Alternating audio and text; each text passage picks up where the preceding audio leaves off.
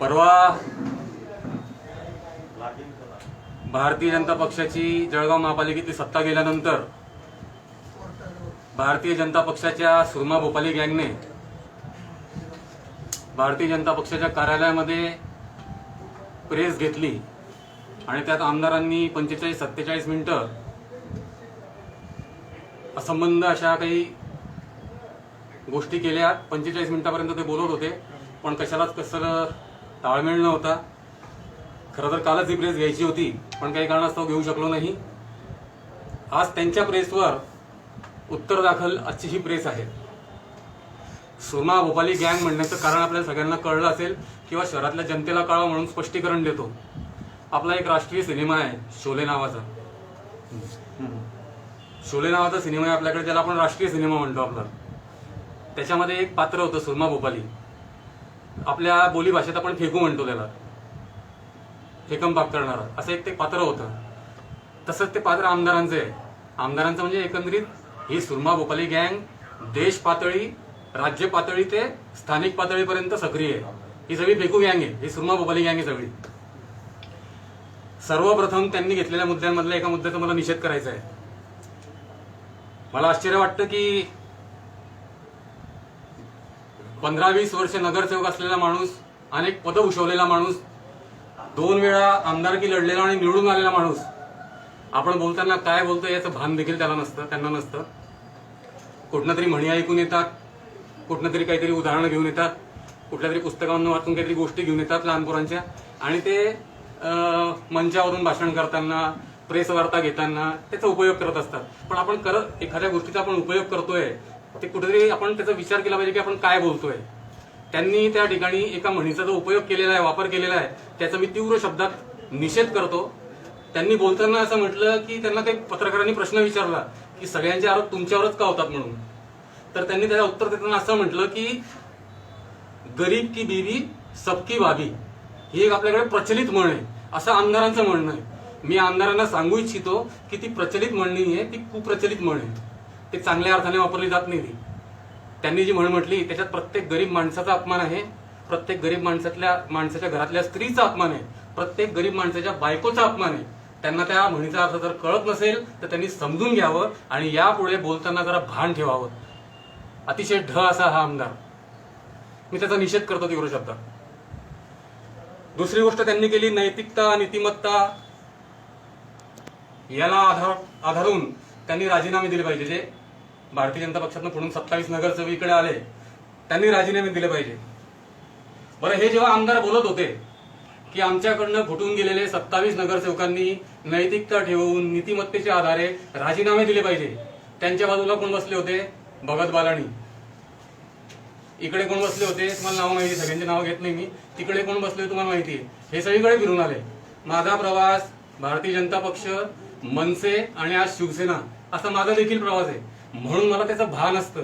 मी असे आरोप कधीच कोणावर करत नाही, कारण की राजकीय क्षेत्रामध्ये या गोष्टी घडत असतात. पण जेव्हा आमदार बोलतात त्यांच्या बाजूला बसलेले ते भगत बाबा असे जोरजोराने माना डोलत होते. नैतिकता, नीतिमत्ता असं करत होते. फार ज्ञानी येते भगत बाबा. ते कुठं फिरून आलेले आहेत. त्यांची कसली नैतिकता, नीतिमत्ता? त्यांच्या पूर्ण मंचावर कोण कोण बसलेले होते एकदा आपण आठवा, आणि ते लोक कुठं कुठं फिरून आलेले याचा पण अभ्यास थोडं जळगावकरांनी केला पाहिजे. आणि इतकंच जर त्यांना नैतिकतेचा आणि नीतिमत्तेचा पोळका आला असेल तर जे मंचावर बसलेले होते त्यातले किती लोक घरकुल घोटाळ्यामध्ये आरोपी आहेत, ज्यांनी शिक्षा भोगलेली आहे, याचा अभ्यास आमदारांनी केला नाही का? गेल्या 2.5 वर्षामध्ये सभागृहामध्ये घरकुल घोटाळ्यातले 5 आरोपी, शिक्षाप्राप्त आरोपी सभागृहामध्ये कामकाज करताय, मतदानात भाग घेताय. आमदार कधीच बोलले नाही की आमच्या पक्षातल्या 5 लोकांना आम्ही राजीनामे द्यायला लावतो म्हणून. मग तिथे नीतिमत्ता कुठे गेली होती? नैतिकता कुठे गेली होती? आधी आमदारांनी याचा विचार करावा की आपण काय करतो आणि काय बोलतोय. त्यांनी घेतला, आता आपण सगळे वर होतात. महापौरांनी पदभार स्वीकारला 17व्या मजल्यावर.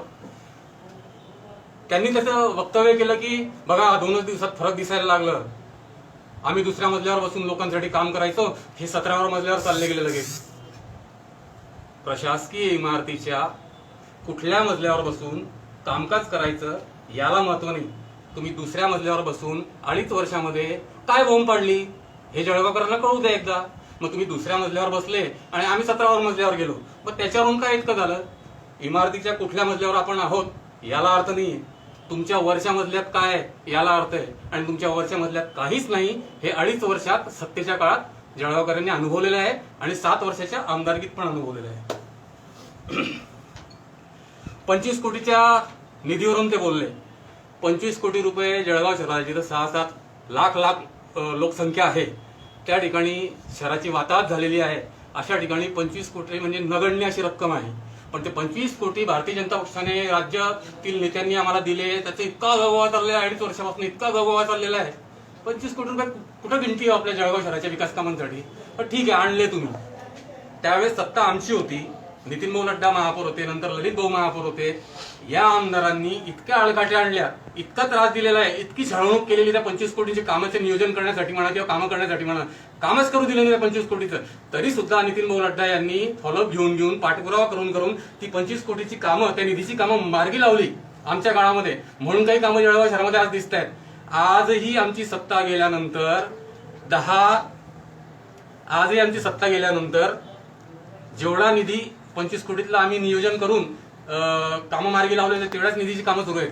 आजही त्या 25 कोटीमधली जवळपास 10% रक्कम अखर्चित आहे. म्हणजे 2.5 वर्ष यांची सत्ता महापालिकेत आल्यानंतरही आमदारांच्या घरात महापौर 6 वर्ष असताना, आमदार स्वतः जळगाव शहराचे दुसऱ्यांदा आमदार असताना, महापौर घरातला असताना, आम्ही पदभार सोडल्यानंतर, आमची सत्ता गेल्यानंतर ते 10% निधी जो उर्वरित आहे नियोजन करण्याचं आणि ते कामं मार्गी लावण्याचं, ते सुद्धा 2.5 वर्षात करू शकले नाही. इतकं नियोजन शून्य कारभार ज्या लोकांचं आहे त्यांनी तिथं प्रेस देणं मोठमोठ्या गोष्टी करायच्या. 100 कोटीचं नियोजन करण्यात आलं नाही. 100 कोटी आणले, 100 कोटी आणले, 100 कोटी आणले, बस तेच पेपरमध्ये, वृत्तपत्रांमध्ये, मीडियावाल्यांसमोर तेच बोलत राहायचं. हे प्रकार जे आहे ना, राष्ट्र पातळीवरून, राज्य पातळीवरून सगळं असंच चाललेलं. मोठमोठे आकडे फुगवून सांगायचे, मोठमोठे आकडे. कुठे ते 100 कोटी? का नियोजन करू शकले नाही? का परत गेले? 2.5 वर्षात तुम्ही काय केलं? महापौर तुमच्या घरात होता ना, तुम्ही 6 वर्षात काय केलं? आमदार तुम्ही होते ना. गिरीश महाजनांसारखा एक ताकदवर व्यक्ती म्हणून महाराष्ट्रातल्या राजकारणातला जो मुख्यमंत्र्यांच्या जवळचा व्यक्ती आहे, तुम्ही काय त्यांचा फायदा करून घेऊ शकले? तुम्ही नियोजन करता नाही. 100 कोटी रुपये तुमचे नियोजन शून्य कारभारामुळे परत गेले.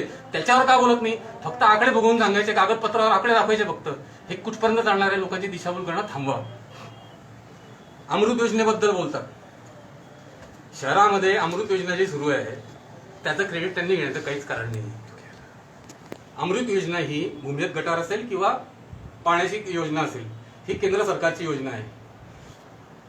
केंद्रात जर काँग्रेसचं सरकार असतं आणि जळगाव शहरात भाजपचं सरकार सत्ता असती महापालिकेमध्ये आणि ती योजना जर आली असती तर त्याचा लाभ जळगावला मिळालाच असता. केंद्राची जी योजना आहे त्याचा एक वेगळा क्रायटेरिया आहे.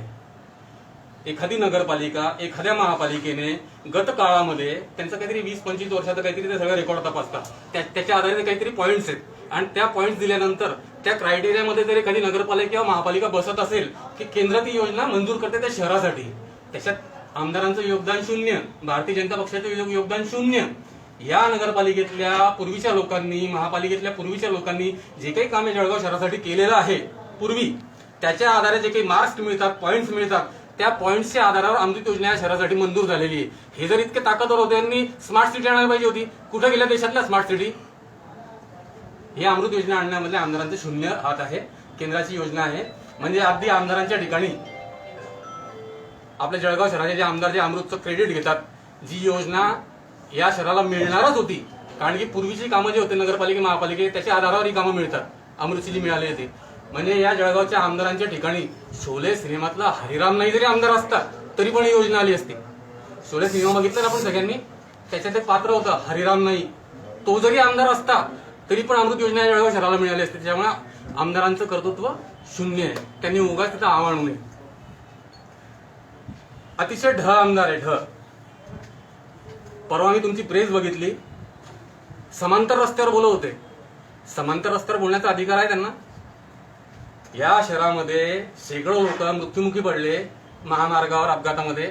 कॉलेजचे मुलं असतील, शाळकरी मुलं असतील, महिला असतील, पुरुष असतील, घरं उद्ध्वस्त झालेली आहे या अपघातांमुळे, निधन झाल्यामुळे. या शहरामध्ये समांतर रस्त्याबद्दल, त्या आपल्या कालंका मातापासून तर खोटेनगर किंवा बांबुरी पुलापर्यंत होणाऱ्या अपघातांबद्दल आणि तिथले जे प्रॉब्लेम्स होते त्या हायवेचे, त्याच्याबद्दल या शहरामध्ये बोलणारा पहिला व्यक्ती मी आहे. मी स्वतःच्या तोंडून कधीच सांगत नाही, पण आज मी सांगतो की त्या गोष्टीला सगळ्यात पहिले वाचा फोडणारा व्यक्ती मी आहे. मी त्या गोष्टीला सुरुवात केली 10 वर्षापूर्वी.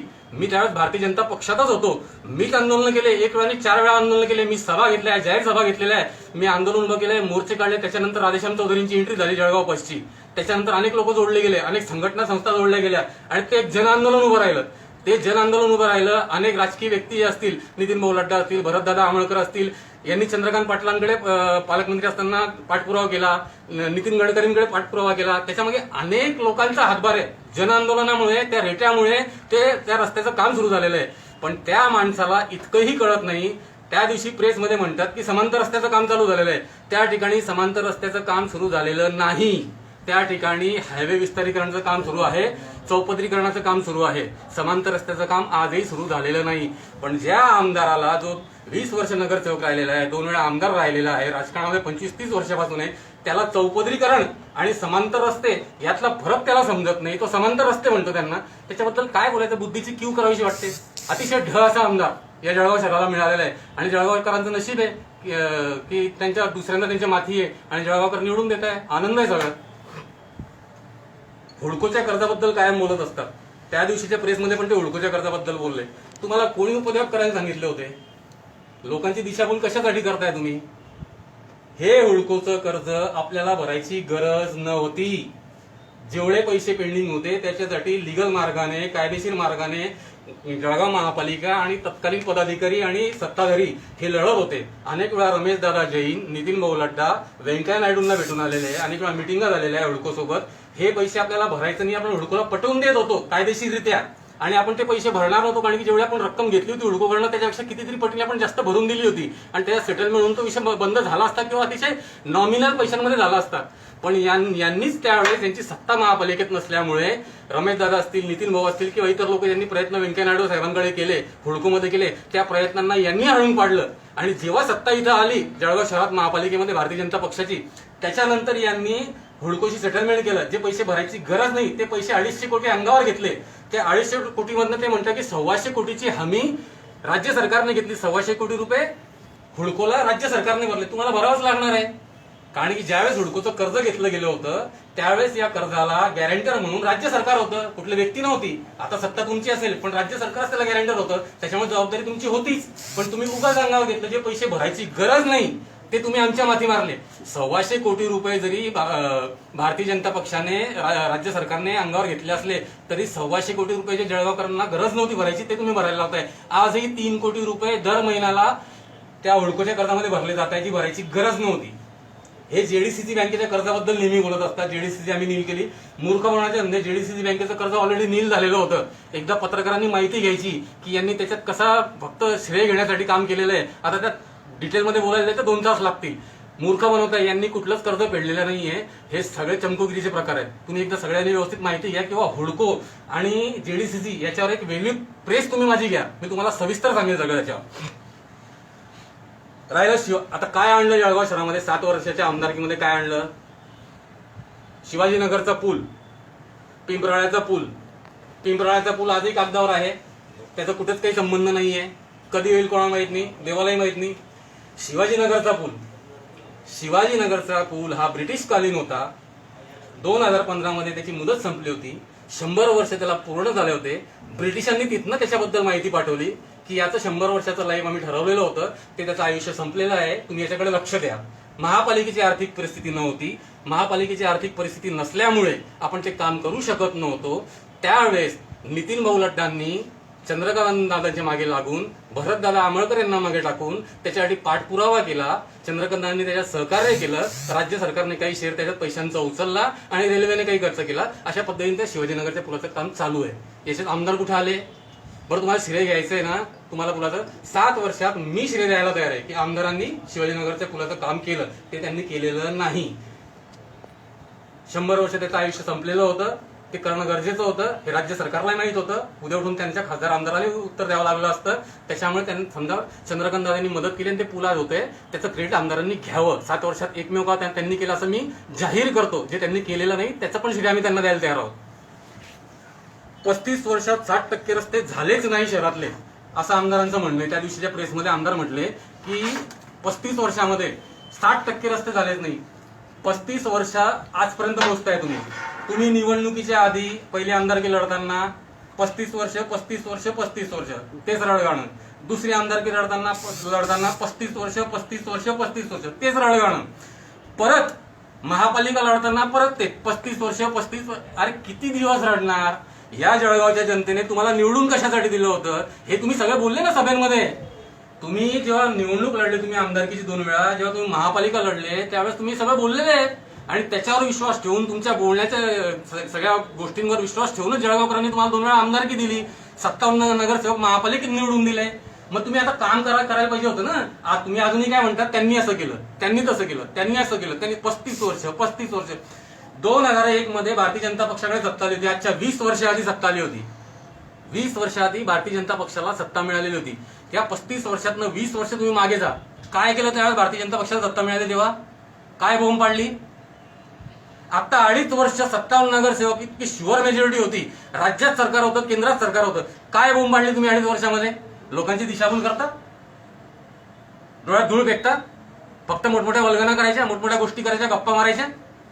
2001 मध्ये का दिवे लावले नाही तुम्ही? आता 2.5 वर्षात का दिवे लावले नाही तुम्ही? 7 वर्ष तुमची आमदारकी आहे. 7 वर्षामध्ये तुम्ही 35 वर्षामध्ये 60% रस्ते झाले नाही म्हणता. तुम्ही 7 वर्षाच्या आमदारकीमध्ये 7% तरी रस्ते केले का? 7 तुमच्या आमदारकीमध्ये तुम्ही मोठमोठे होर्डिंग लावले होते. खड्ड्यांची चीड येते ना, असे मोठमोठे होर्डिंग तुम्ही लावले होते आमदारकी लढताना, महापालिका लढताना. तुम्ही 7 वर्ष आमदार होते. 7 वर्षामध्ये 60% तरी रस्ते केले का तुम्ही? याचं उत्तर जळगावकरांना कधी देणार तुम्ही?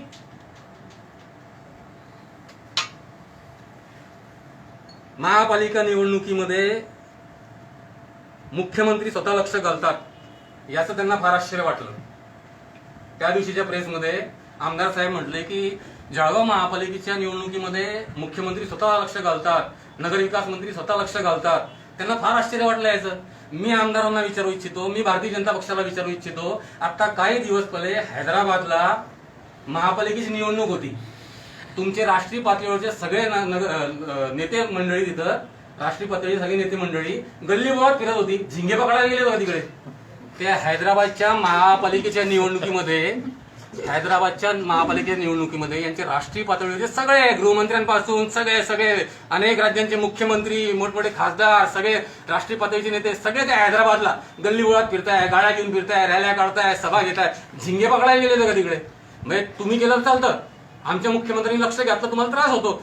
जळगाव महापालिकेमध्ये लक्ष घालता. तुम्ही किती नगरपालिका, किती महापालिका, किती कुठल्या निवडणुकीत. आता मी सांगतो, भारतीय जनता पक्षाने आजपर्यंत गेल्या 5 वर्षामध्ये राज्याच्या 2014 पासून पकडू आपण, काय 13 होतं की 14 होतं? 13 होतं वाटतं ना? 14 होतं. 14 पासून तर आजपर्यंत भारतीय जनता पक्षाने या देशामध्ये, या राज्यामध्ये आणि प्रत्येक शहरामध्ये, जिल्ह्यामध्ये निवडणूक लढण्याशिवाय दुसरा धंदा केलेला नाही. त्यांनी फक्त एक गोष्ट आतापर्यंत सोडलेली आहे, ती म्हणजे गृहनिर्माण सोसायट्यांच्या चेअरमन आणि सेक्रेटरीच्या निवडणुका. आपले जे अपार्टमेंट असतात ना, प्रत्येक शहरामध्ये अपार्टमेंट असतात, त्या अपार्टमेंटमध्ये सोसायट्यांचे इलेक्शन होतात. त्याचा चेअरमन निवडला जातो, त्याचा सेक्रेटरी निवडला जातो. भारतीय जनता पक्षाने फक्त तेवढंच बाकी सोडलंय. बाकी ते धंदा दुसरा काही नाही. सकाळी उठल्यापासून 365 दिवस ते फक्त निवडणुकाच लढतात. त्यांना महापालिकेत लक्ष घातलं मुख्यमंत्र्यांनी, त्रास झाला त्यांना. हैदराबादला झिंगे पकडायला गेले होते की मोर नाचायला गेले होते? ते बाबा जे गेले होते हैदराबादला, ते मोर नाचायला गेले होते का तिकडे हैदराबादला? ते हैदराबाद बिर्याणी खायला गेले होते? अभद्र युती. आमदार त्या दिवशी म्हणतात अभद्र युती. म्हणजे सकाळी 5 वाजता अभद्र युती केली म्हणजे जळगावमध्ये. आणि हे संस्कार जे मिळाले ते वरच्या नेत्यांकडनं राज्यातनं मिळाले, कारण की राज्यात पण अभद्र युती झाली म्हणे, असं आमदार म्हणतात. राज्यात पण अभद्र युती झाली आहे, त्याचे संस्कार जळगावमध्ये आले आणि जळगावला पण अभद्र युती झाली आहे. सकाळी 5 वाजता 6 वाजता राष्ट्रवादीचे माननीय नेते, ज्येष्ठ नेते अजितदादांसोबत तुम्ही शपथ घेता, तेव्हा ते चांगले असतात, ते अभद्र नसतात. आणि तुमचं खेळ बिघडला, महाविकास आघाडीची सत्ता झाली राज्यामध्ये, तर तिथं अभद्र युती झाली. तुम्ही 2.5 वर्ष आधी यांना घेतलं. हे काय तुमचं कर्तबगारी बघून आले होते का? तुमचं कर्तृत्व बघून आले होते 2.5 वर्षा पहिले? जे आता 27 इकडे आलेले आहेत हे आमचेच होते. मनसेचे होते, राष्ट्रवादीचे होते, खावियाचे होते, शिवसेनेचे होते, आमचेच होते. हे 2.5 वर्ष आधी जेव्हा तुमच्याकडे आले होते, तुमची कर्तबगारी बघून आले होते का? तुमचं कर्तृत्व बघून आले होते का तिकडे? हे कशासाठी आले होते तिकडे? जसे तुम्ही त्यांना तिकडे घेऊन गेले तसे ते परत इकडे आले. मग ते तुमच्याकडे 2.5 वर्ष आधी आले तेव्हा ते भद्र होते आणि 2.5 वर्षानंतर इकडे आले तर अभद्र होऊन गेले. तुम्ही जम्मू काश्मीरमध्ये पिढी सोबत जाणार, ती भद्र युती. जे नितीश कुमार म्हणतात बिहारमध्ये की संघमुक्त भारत करायचं आहे, त्या नितीश कुमारांसोबत तुम्ही 2-2दा युती करतात विधानसभेमध्ये, ती भद्र युती.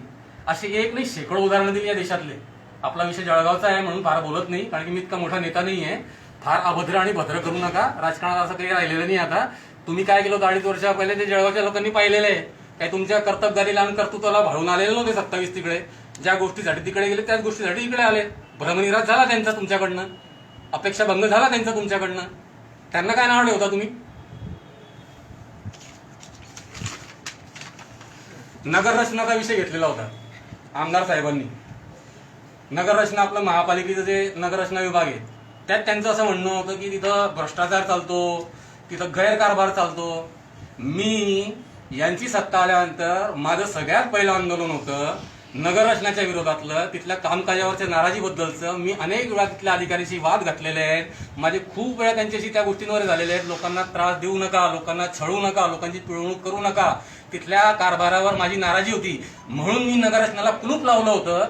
त्यावेळेस याच आमदारांनी तत्कालीन आयुक्तांच्या कॅबिनला 4 तास बसून अंगात आणून माननीय माजी पालकमंत्री गिरीश भाऊ महाजन यांच्या मागे लागून माझ्यावर गुन्हा दाखल करायला लावला. याच नगर रचनाच्या भोंगळ कारभारासाठी मी तिथं आंदोलन केलं होतं. याच आमदारांनी माझ्यावर गुन्हा दाखल करायला लावला, पालकमंत्र्यांना सांगून, आयुक्तांना सांगून. मी काय केलेलं होतं वेगळं? माझ्यावर का गुन्हा दाखल करायला लावला? मी पण हेच म्हणत होतो. आणि आता 2.5 वर्ष तुम्ही सत्तेत होते, 2.5 वर्षात तुम्ही त्या नगररचनाकडे लक्ष देऊ शकले नाही. एक विषय तुम्ही नगररचनाचा कधी काढला नाही, एक नगररचनाचा गैरव्यवहार काढला नाही, अधिकाऱ्यांचा गैरव्यवहार काढला नाही, पदाधिकाऱ्यांचा गैरव्यवहार काढला नाही, विरोधकांचा गैरव्यवहार काढला नाही. कुठल्या जळगावच्या माणसाला त्रास होतोय, छळवणूक केली जाते, पिळवणूक केली जाते, भ्रष्टाचार केला जातोय, एक प्रकरण तुम्ही लोकांसमोर आणलं नाही. 2.5 वर्ष तुम्ही सत्ता उपभोगली, त्यातलं 1.25 वर्ष तुमच्या घरात महापौर पद होतं. तुम्ही दिवसातनं 8-8 तास इथं बसायचे त्या दुसऱ्या मजल्यावर. काय करायचं तुमचं तुम्हाला माहीत. मग तुम्ही 2.5 वर्षात काहीच केलं नाही. आणि जसं सत्ता बदलते तसं म्हणतात आता नगररचनाकडे आम्ही लक्ष देणार. कारण 2.5 वर्ष का लक्ष दिलं नाही? तोंडात लॉलीपॉप होती. भाऊ त्यांचा डायरेक्ट असं म्हणणं आरोप आहे की काही जे लोक सीसीटीव्ही सांगतो ना, पुढे सांगतो, सगळं सांगतो ना, सगळं सांगतो. तुम्ही 2.5 वर्षामध्ये त्या नगररचनाबद्दल एक शब्द का बोलले नाही? तुमच्या तोंडात लॉलीपॉप होती का 2.5 वर्ष? कोणी दिली होती? आणि सगळ्यात महत्वाचा विषय, मला लाज वाटते, मला खेद वाटतो. आमदार त्या प्रेसमध्ये म्हणतात, कुठल्या तरी आपल्या पत्रकार बांधवांनी त्यांना विचारलं की मग 2.5 वर्ष तुम्ही सत्तेत होते, मग तेव्हा का बोलले नाही, आता कसं काय म्हणता की मी नगररचनाकडे लक्ष देतो? असं कुणी पत्रकार बांधव आपल्या विचारत होते. तर आमदार त्या प्रेसमध्ये असं म्हणतात, नाही आम्ही बोललो, आम्ही आयुक्तांना अनेक वेळा बोललो, तुम्ही आमदार आहे, तुमच्याकडे 57 नगरसेवक आहे, तुमची या महापालिकेत सत्ता आहे आणि तुम्ही म्हणता आयुक्तांना सांगितलं, म्हणजे आयुक्तांनी 2.5 वर्ष तुमचं ऐकलंच नाही, मग कशासाठी सत्तेत राहता तुम्ही? पोरकट पण आहे. आमदार म्हणतो मी आयुक्तांना सांगितलं आणि आयुक्तांनी काहीच केलं नाही. सत्ताधारी महापालिकेत बीजेपीचे महापौर आमदार सांगतात आणि आयुक्त त्याच्याकडे लक्ष देत नाही 2.5 वर्ष. म्हणजे काय? तुम्ही पोरकट आहे, तुमच्या बोलण्याला किंमत नाही, तुमच्या बोलण्याला कोणी महत्व देत नव्हतं इथं. याचा अर्थ हाच झाला ना. म्हणजे तुमची कुवत काय अधिकाऱ्यांना पण कळते की कोणाचं ऐकायचं आणि कोणाचं नाही ऐकायचं. राहिलं तुम्ही माझ्याशी विचारल्याप्रमाणे सीसीटीव्हीचा विषय, मी तुम्हाला सांगतो, ललित भाऊ कोल्हे महापौर असताना गेल्या पंचवार्षिकला ललित भाऊंची शेवटची टर्म जी होती आपली वर्ष 6 वर्षे, त्यात ललित भाऊ महापौर होते. त्यावेळेस तत्कालीन आयुक्तांनी सांगितलं की त्या ठिकाणी दलाल गिरायला लागलेले आहेत, जे नगररचनामध्ये त्या सगळ्या फायली फिरवत असतात किंवा त्या याच्यात सहभाग घेत असतात तिथल्या कामकाजामध्ये, तर सीसीटीव्ही लावा. मग त्यावेळेस आयुक्तांच्या कॅबिनमध्ये एक स्क्रीन लावला गेला, नगररचनामध्ये सीसीटीव्ही लावले गेले. त्याचा स्क्रीन जो आहे तो आयुक्तांच्या कॅबिनला लावला गेला, जो आज पण आहे. आणि त्यावेळेस महापौरांनी असं सांगितलं की तुमच्या कॅबिनला एक स्क्रीन लावता, त्याची स्क्रीन एक महापौरांच्या कॅबिनला पण लावा, हे धंदे बंद झाले पाहिजे. त्यावेळेसच्या महापौरांनी सांगितलं. कोणाच्या मोबाईलवर दिसतंय ते? आमदार त्या दिवशी प्रेसमध्ये सांगत होते, मी बघत होतो, स्क्रीन लावलेलं आहे सीसीटीव्ही नगररचनाला आणि एक स्क्रीन महापौरांच्या कॅबिनला दालनाला आहे आणि एक आयुक्तांच्या दालनाला आहे. हे मान्य आहे. त्यावेळेस त्या आयुक्तांनी सांगितलं की दलाल फिरायला लागले, स्क्रीन सीसीटीव्ही लावण्याची तेवढी भीती राहील, तेवढा धाक राहील म्हणून लावले होते सीसीटीव्ही.